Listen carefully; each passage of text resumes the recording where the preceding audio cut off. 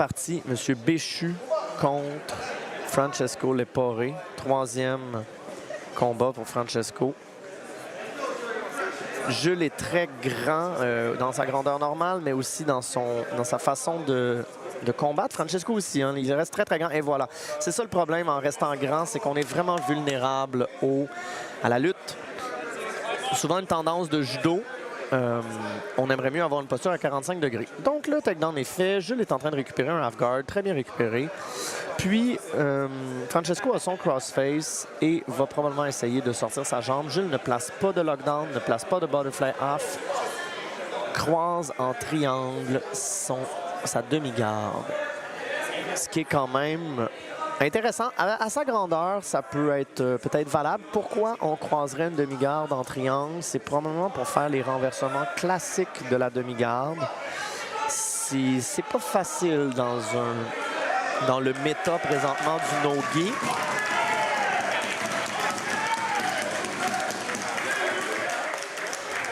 Donc, 1 minute de fait. Oh, et Jules récupère sa garde, donc c'était excellent. Excellent.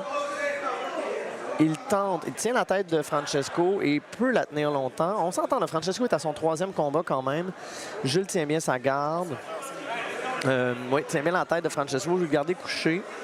Puis, il veut probablement monter. Bon, voilà. On voit la tendance à vouloir monter vers les aisselles, mais Francesco se redresse. Et il ne faut pas se redresser trop tard, parce que quand le croisement des jambes de Jules va être à son maximum en hauteur, ce sera presque impossible pour Francesco de se redresser. Et là, on a l'arbitre qui met une pénalité à Francesco pour manque d'action. Peut-être pour Jules, excusez-moi, je ne sais plus de quel côté il l'a fait. Donc, on a un rubber guard. Jules est assez flexible malgré sa grandeur et son poids. Et essaie de se rendre vers un hip reversal, on dirait un kimura. Vraiment une game de garde classique. Il ne veut pas aller chercher la jambe. Il n'a jamais essayé pour l'instant d'aller mettre une K-guard ou d'aller faire un flower sweep. Et Francesco peut bien gagner du temps. On s'entend, si Francesco termine ce combat-là, ce sera évidemment un succès phénoménal. Puis, il garde les mains sur Jules, sur son chest, dans ses aisselles. Il essaie de se redresser, mais ça doit être très difficile d'ouvrir les jambes si longues et si fortes de Jules. Le recroisement de la garde, moins de 2 minutes et demie, moins de la moitié du combat à faire.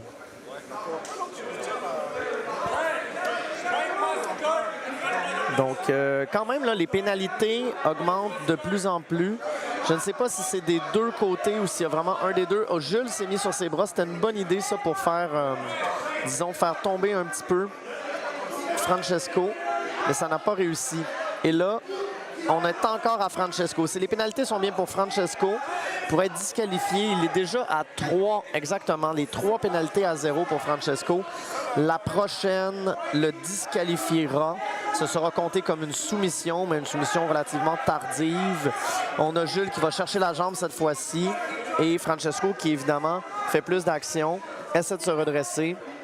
Mais là, c'est ici, c'est quand il se redresse et qu'il campe sur ses talons que l'arbitre est insatisfait. Jules est sur son coude, il devrait aller sur sa main. Il est allé prendre la jambe, par exemple, c'est très bien. Il veut essayer un renversement vers la gauche.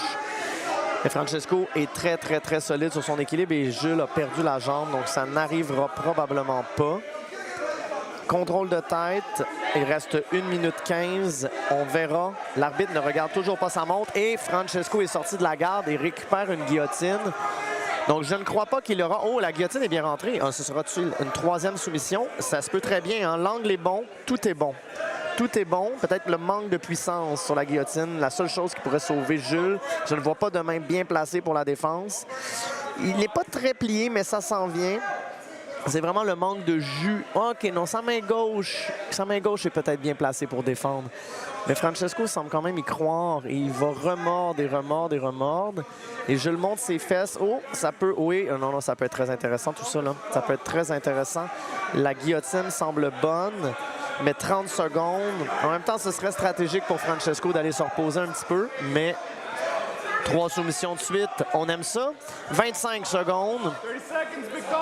Jules ne semble quand même pas trop mal dans tout ça et sort sa tête. Il reste 15 secondes.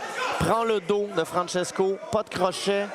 Un crochet. Rear naked choke. 10 secondes. Est-ce qu'il l'aura? Ça serait excellent. Ça serait excellent. Le bras est dans le chemin. Il en reste 4.